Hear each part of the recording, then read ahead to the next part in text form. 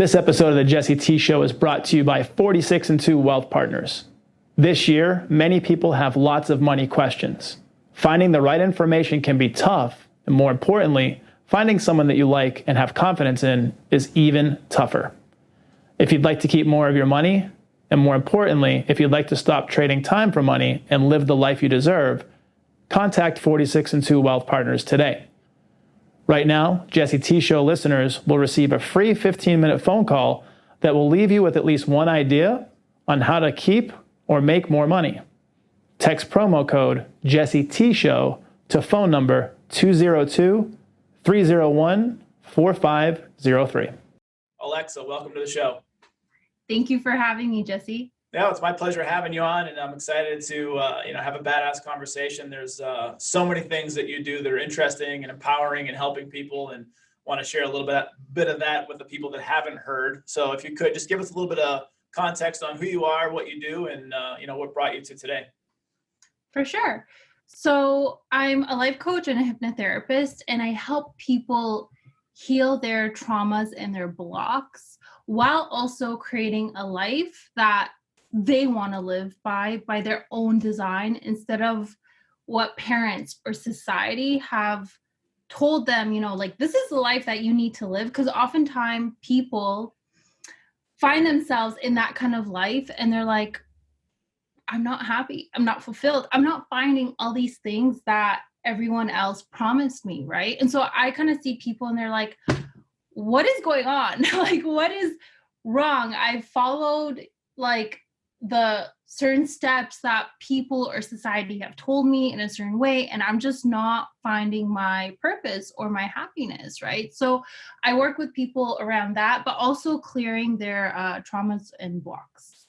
Unbelievable work, and it's like a noble calling to help people get unstuck or get some clarity or give them their purpose and kind of push them off into the world to do great things. Where did that come from? Did you have natural gifts? Did you have some sort of supernatural powers, like with energy? Like where did all that come from? And how did you get to that point where you were serving people that way? It's funny because when I get asked this question, it doesn't come from one place, truly. It's like when I look at my whole life, I can see that it almost was designed to go this way.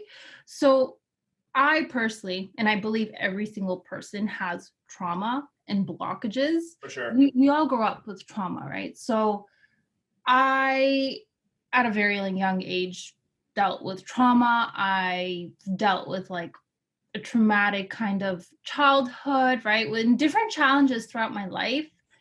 And I was always able to get through them, right? I was always able to be positive and kind of take these challenges and be like, okay, how can I clear this? How can I learn from this? How can I be a better person, right?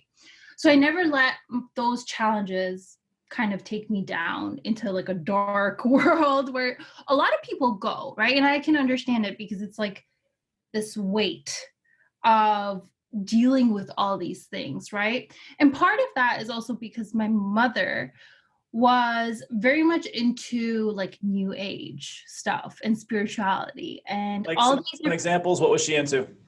Law of attraction, Dr. Joe Dispenza, Dr. Wayne Dyer, who I passed I think a couple years ago. Yeah. Louise Hay. Oh my God, so many. Deepak Chopra, all those names back then when they weren't maybe as popular, right? It's right. Huge now. Yes. But back then, not many people knew. And I was always listening to things as she was playing them, or she'd be reading about stuff and telling me, or I'd be reading about stuff and I'd be applying all these things to myself. But I never thought in any way, shape, or form that I would be doing this. Literally, I was just well, okay, I'm going to take these tools and techniques and use them for myself with my own challenges. And I guess more and more people would see that I was getting through certain challenges, and they would be like, how are you doing that? How is it that, you've dealt with this and you dealt with that, and you are, kind of rising above that, right? So I had a lot of people who would come to me for advice, and I would give it to them. I would try and, help them in any way I could. And after a couple years, like, I would find myself at jobs kind of doing the same thing for others. I'd be like, what's your story? Like, why are you here? What brought you here? Right. And it would always be some really interesting story. And I would be like, well, why aren't you doing that? Like, why aren't you pursuing your music career? Or why aren't you going after art or whatever? Right. And a lot of the time it was like limiting beliefs. And, my parents told me I can't do this or whatever. So I would actually help motivate them to like go and do it. And they would tell me like, wow, you know what? You really need to get into this space of like coaching or helping people or whatever. And that's actually when I started to think about it a little bit more, but I didn't know it was a job at all. I had no idea this was a job. And at that time, I guess like perfect timing, I was going through a rough relationship, really rough. It was at a point where I was questioning like myself. Because before I was blaming like the guy, I was blaming the other person. Like, it's his fault that our relationship is bad, it's toxic, and blah, blah, blah, blah. And so that relationship actually started to make me question myself and make me take responsibility for it as well.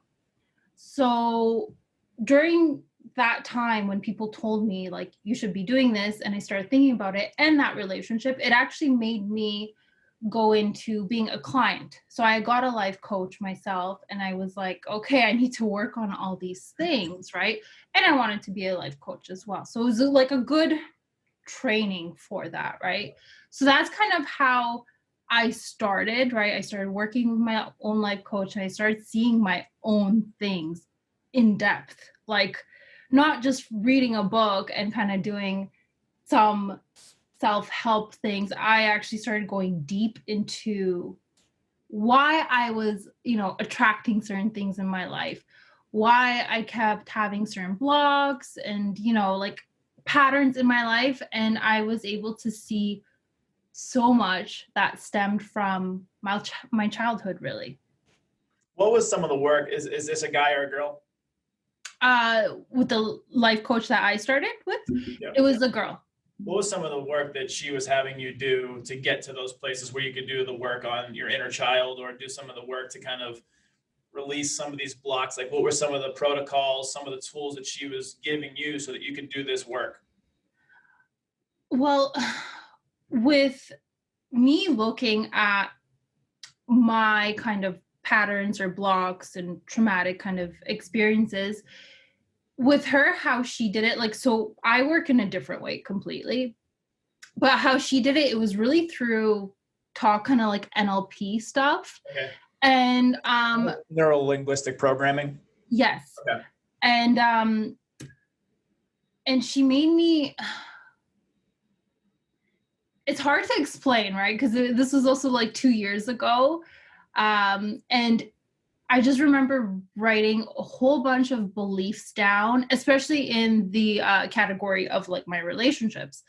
And I was able to see kind of what was coming out on paper, even though I didn't, it was like, so for example, like we'll talk, right? Because that was like one of my specific things. I'm like, okay, I keep experiencing bad relationship after bad relationship. What is going on here, right? Yep. So one of the beliefs that I remember to this day that I didn't think I really believed, but it was there in my subconscious mind, that men are pigs, right? Men are assholes. And I know how this sounds, but it really was all in my subconscious mind. But that also came from the relationship that I had with my father. Okay. That's kind of how I viewed him. So the relationship that he role modeled for you ingrained in you some of these beliefs that you carried into the world, and how it affected you and how you showed up in relationships because of it. Exactly. And I was never aware of that, right? Because what our conscious mind does, and I see this in my own practice, right? When I'm coaching with people, they have a subconscious belief, but the conscious mind comes in and it doubts it. It says, no, I don't believe this. And it's like, well, it wouldn't come out if you didn't believe it, right? And sometimes people will get into this argument with their conscious mind and their subconscious mind. They're like, no, I don't actually believe this. No, you do, because it is in there. And oftentimes it's also adopted by the collective, like society, right? Because it's really common to also hear like men are pigs along our society, right? Or women are gold diggers or whatever, right? That's a very common belief. And even if you don't consciously think you believe it, it could be there subconsciously. For sure. Yeah, there's a lot of things. I mean, it's hard. I mean, you know, I'm a parent to two young boys, 6 and 4, and my whole goal is just to not fuck them up enough. You know, like I don't want to screw their life up.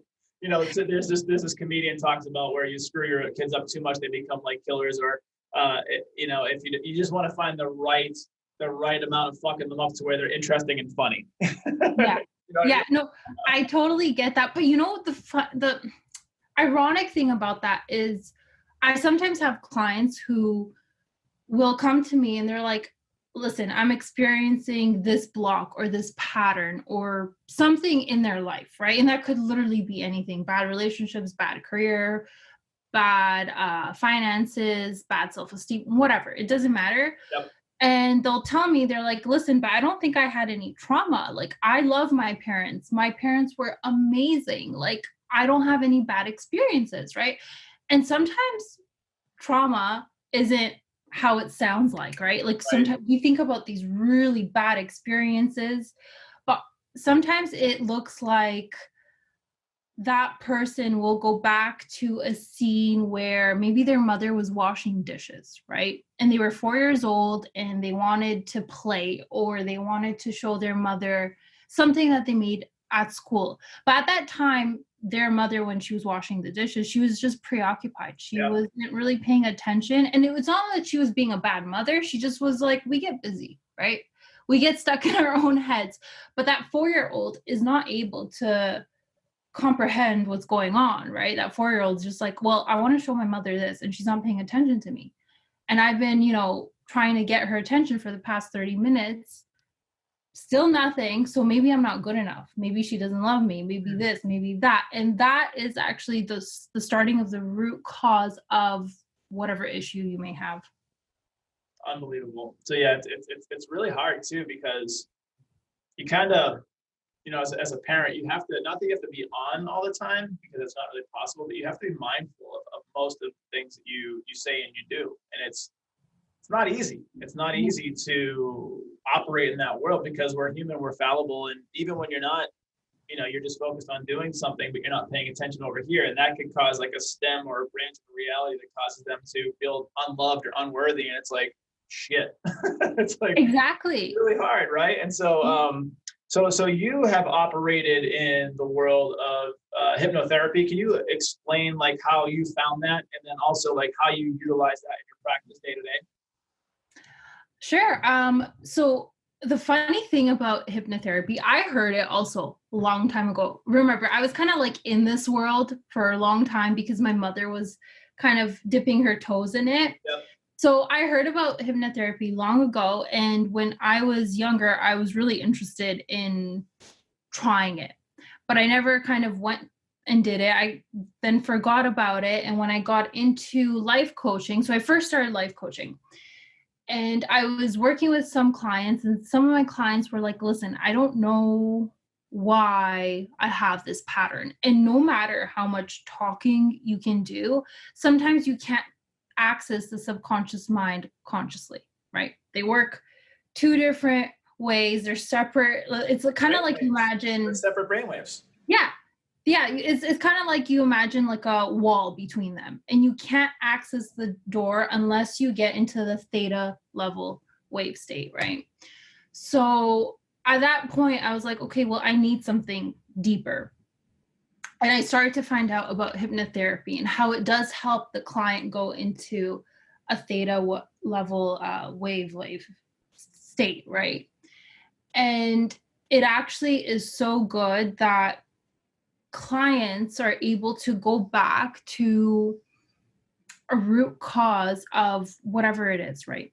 Of whatever it is that they are experiencing.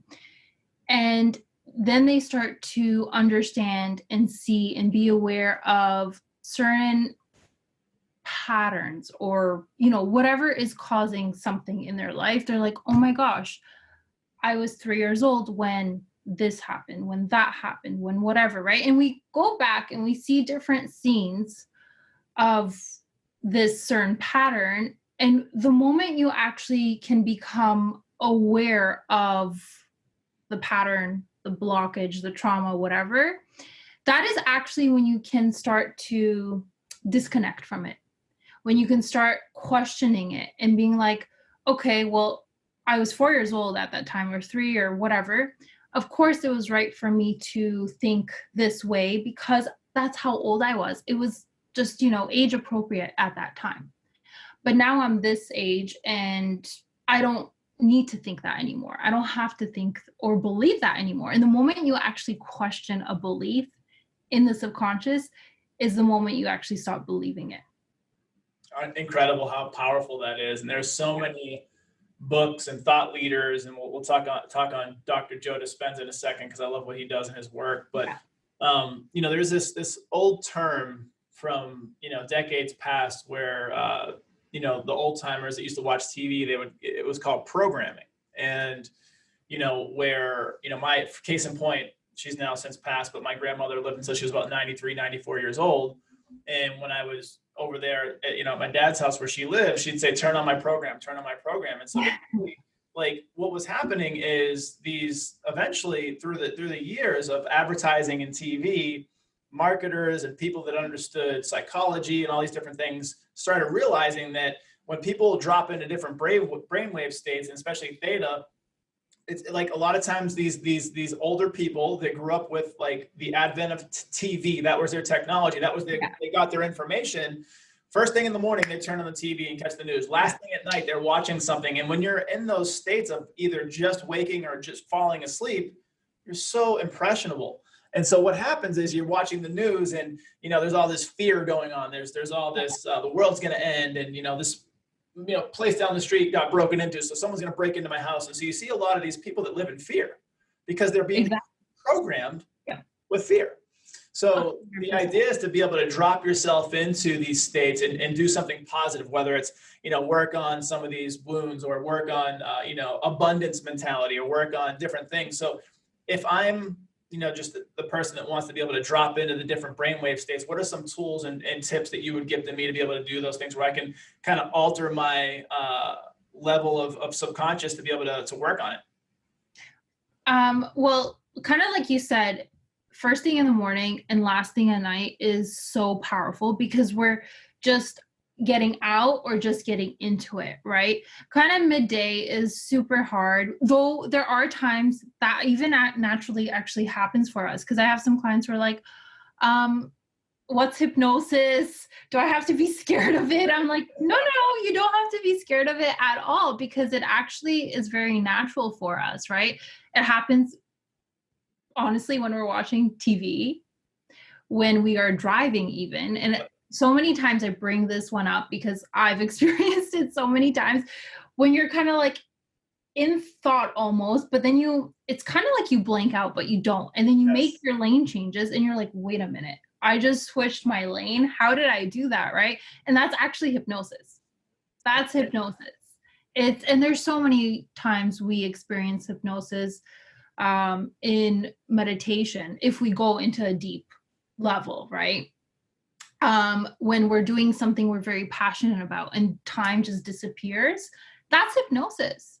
That is that theta level wavelength state, right? And the only thing is directing the subconscious mind. It is a little bit hard to do on your own. I have tried this because when we get into that state, it's a very relaxed and deep state, right?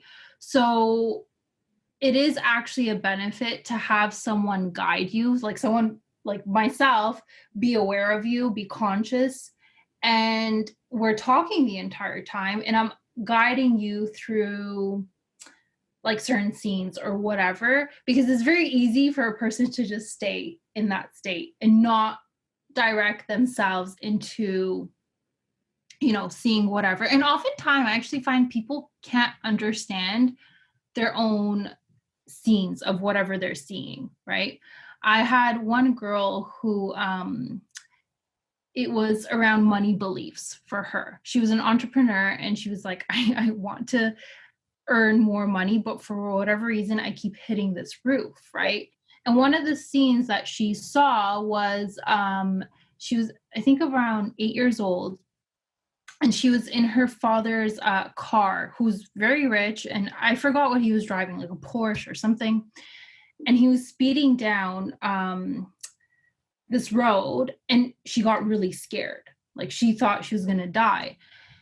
And she was kind of just there in that scene. I was like, oh my gosh, your brain connected that money is dangerous. And to her, that was a light bulb moment. She's like, how could I not see that? Oh my God. Yeah, I think money, wealth, prosperity, whatever, abundance is dangerous, because when she was little, that's what she was experiencing. And so her brain just connected the two together, right?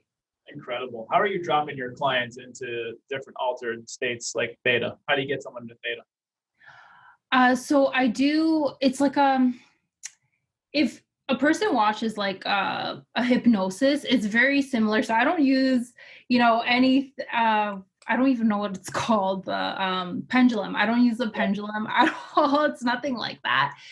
When a person actually puts their eyes like towards their eyebrows, they're actually getting the burst of theta. Okay. So when they do that, and then I tell them to close their eyes, but they're still holding, they're still getting that. And then they relax, and I start counting them down. Okay. And then I do something called like a deepener. So it's the client wouldn't think it would do anything, but it actually does. You start to imagine either magnets or that you're eating an apple, and you actually start to taste like the apple, right? And you start creating saliva, or you start feeling the magnets. And that's when you know you're entering theta, because it's not there, but you're feeling it, if that makes any sense. Yep. So you're just kind of guiding them through from a more awake state to more relaxed, suggestible state. Exactly. And when they can follow suggestions, that's when you know they're entering that level, and they're kind of like releasing this world and going into, you know, their own world. What are some of the things you're seeing people come back with in terms of, you know, you mentioned some of the information and some of the things they're able to tie together, but in terms of, I guess, the tools moving forward and even just being able to implement this new knowledge, like how quickly are people seeing change in some of the limited places they were before? It really depends on how much they have experience in terms of trauma, right? Some people see change immediately, like they start being released from whatever they used to think. And some people take more time because they've experienced more trauma around that, right? And getting to like the root cause of something is very vulnerable, right? And if they've been living in a very kind of safety kind of state where they're always trying to protect themselves, one session is definitely not enough to take them back the many layers that they have already built up, right? So it really depends. Everyone has such a personal experience that I can never say, hey, this is what you're going to get. This is what you're going to experience, because everyone just sees things, experience things differently. So like healing is just a very personal experience, right? For sure. And there's no right or wrong way, and there's no standard of you need to do this. It's just everybody's journey is situational and it's personal to them, and they get to kind of walk their own path. And kind of touching on, you know, one of the common people that we follow individually is Dr. Joe Dispenza, and Dr. Joe and what he does and how many people he's affected. And it's just, it's impressive to know that, you know, there's a lot of the stuff that's out there and it works and it helps people. So you mentioned your mom was a fan of Dr. Joe, and that kind of trickled down. And so when did you really kind of take hold of kind of his thought leadership and some of the things that you pulled from him that maybe, helped you in your life and or that you implemented in your practice day to day? For sure. So the funny thing is, my mom, I believe, a couple years ago, I can't remember when now, she was going to go to one of his seminars and she wanted to take me with her. But at that time, I was kind of doing my own thing. That's actually when I was in one of my bad relationships and I was kind of just off I don't know, even just doing my own thing. And I declined. I said, no, I don't want to go. I'm not interested, whatever. Right. And I let that go. But shortly after I ended that relationship and I started going deeper into, myself and my patterns, my traumas, everything, I picked up one of his books and it's Becoming Supernatural. And it was just amazing. It was just amazing. The amount of that is in there and how truly we are programmed to be a certain way, right? We are programmed to behave a certain way. And Dr. Joe Dispenza is just amazing. He really does go in there deep and explain how that actually works on a scientific level, right? It's not just some spiritual stuff. He's like, hey, listen, we are in a state of hypnosis when we are little. We truly are. That's how we operate. That's why we're very first 7 years of our life, I think it is, right? Yeah. Which is exactly why when I do my sessions, especially the hypnotherapy sessions, and we tell people to go back to a certain scene, place, event, or time of, this issue, they always go back to when they were young. Yep. Always. Very rarely, sometimes they do go back to when maybe they were 15, 18 or whatever. But most of the time it's 4, 3, 5. Exactly those ages when those first blueprints of your pattern starts, right? And so I love how he does explain that.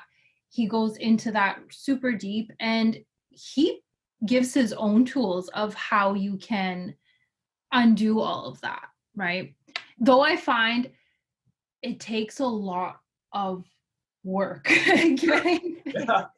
I mean, you're undoing years of habits and programming and belief structure, and there's so much that goes into that. It's, for someone to expect that they're going to change overnight, I mean, you got to give yourself some grace and some. You got to love yourself. I mean, that's too much. If you're 30 years old and you want a quick fix, it's going to be a little bit before you can get but you can see improvements right away. So that's, at least you see that it's working. It's like working out or training or eating right. You may not look the way that you ideal yourself to look years from now, but you're feeling better and you're moving better and you're operating with more energy. So you see these little wins along the way. Yeah, exactly. But I also find that it takes longer when you are doing it yourself, right? Because you don't even know what you're up against, right? And a lot of the meditations that he has, and I have tried them, and they are amazing, but they are very, I don't want to say challenging, but they are, right? And when you're doing that yourself, it's you don't know how far to dig unless you really have been doing this kind of work, and that you're going against years of programming, and you really need to dig deep to see all of those things, right?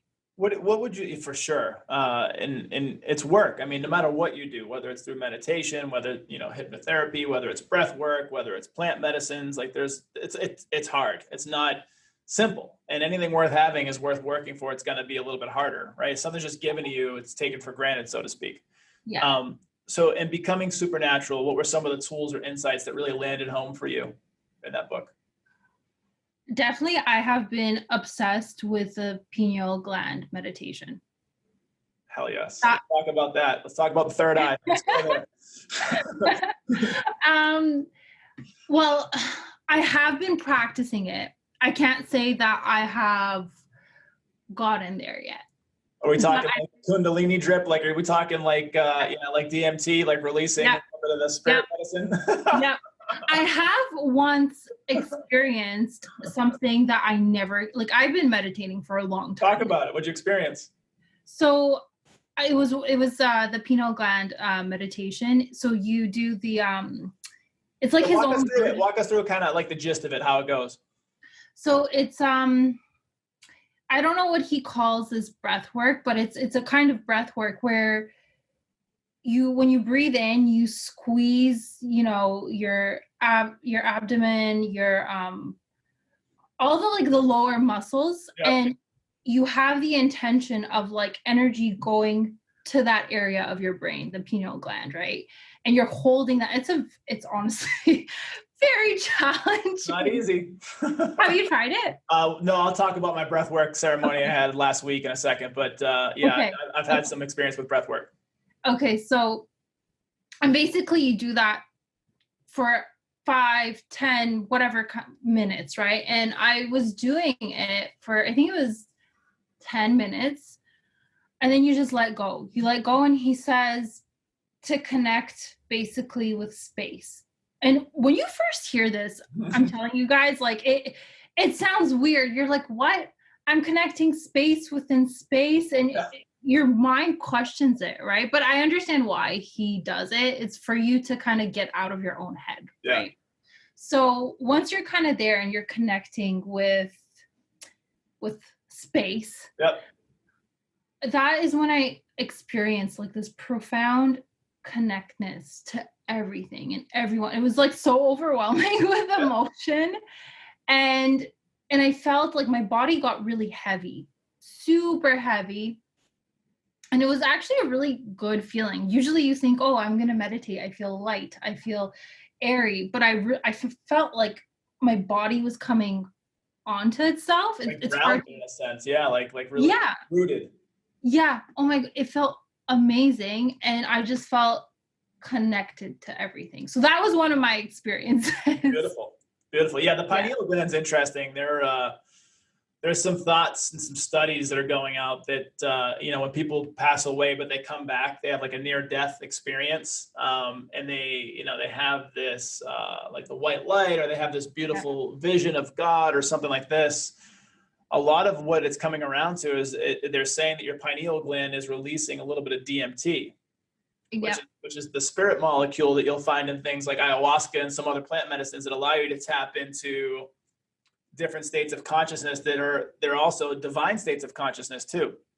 And if you go back to ancient Egypt, and if you look at the Eye of Ra and you flip it right side up, it's the exact shape of the pineal gland. So there is something going on there. There is a tapping into that people are figuring out through the thousands of years that we've been kind of doing these things, that it's weird that it's kind of really hitting Earth now in 2020 and 2021. Like there's people that have been kind of going through it, but on a massive scale, there's a consciousness awakening towards these tools that we have access to.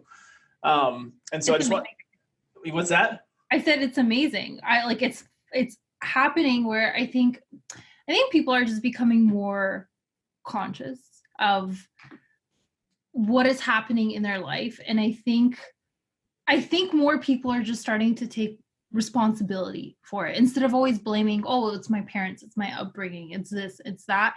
It's finally just taking a responsibility and be like, okay, well, no, I'm tired of being a victim, because it's really just playing a victim mentality, victim mode all your life. And it's like, I'm going to start taking responsibility. And then they find these things and it's like, oh my God, it's a new sense of freedom. Oh, for sure. And the tools are all around us. I mean, just with the breath work alone, just with the breath of life, there's this term pneuma, which just means to be created. Like we were created with a breath, and we breathe to live. And it's impressive that there's so much profound knowledge and insight and work that you can do just with breath work.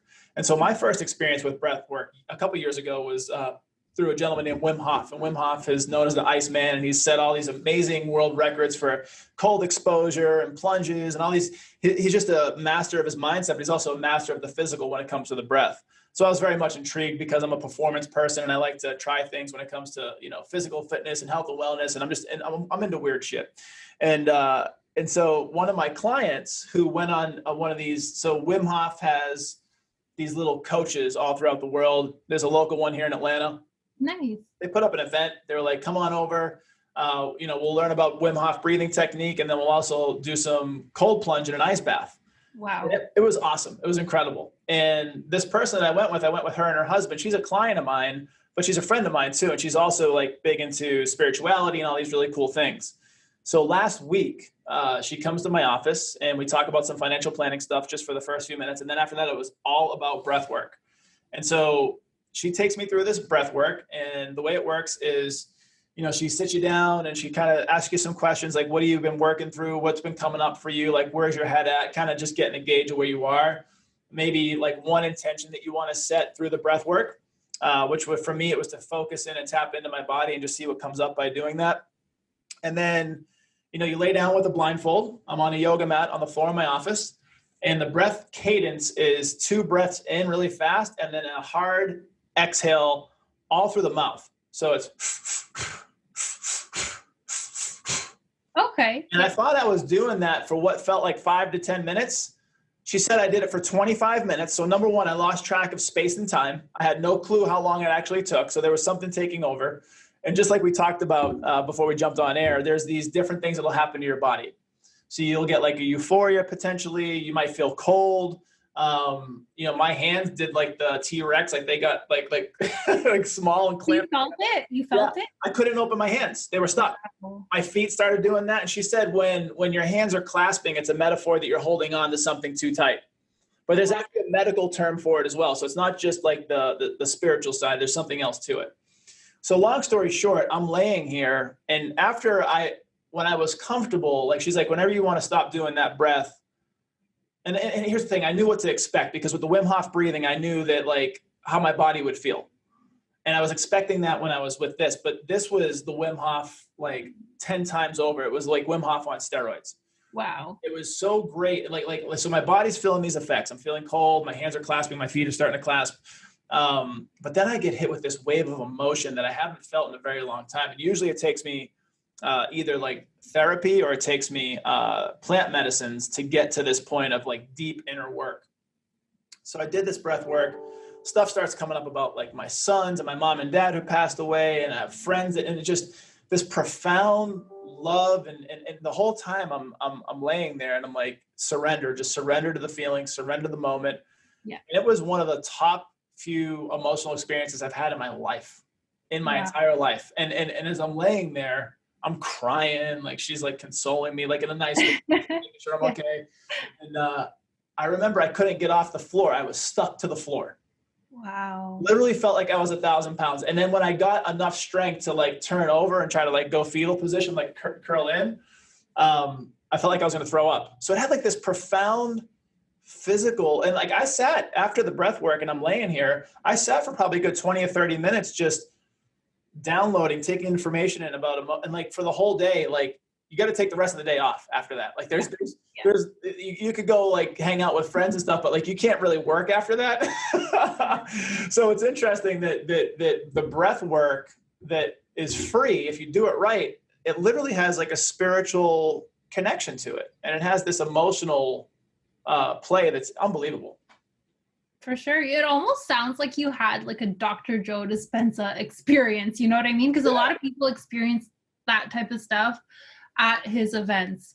So that's amazing. And it's funny because it really is all these different techniques and tools that we can use to release all that stuff, right?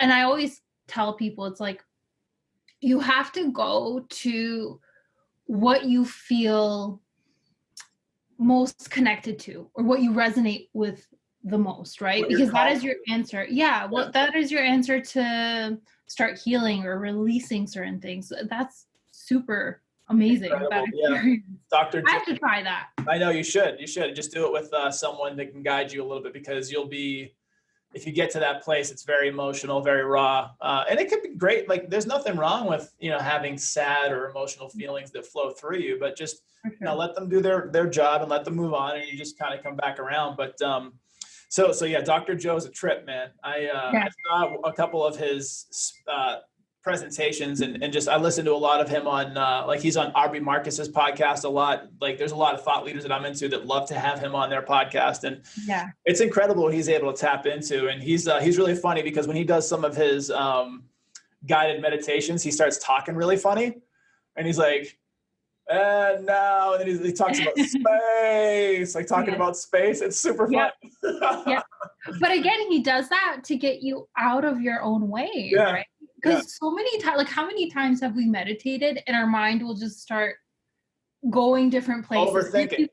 And if you hear something like that in a weird way, you're kind of like, oh, okay, I'm back here. I'm back in the center and back to connecting with space, right? It's an anchor in a sense. It brings you kind of where you need to be.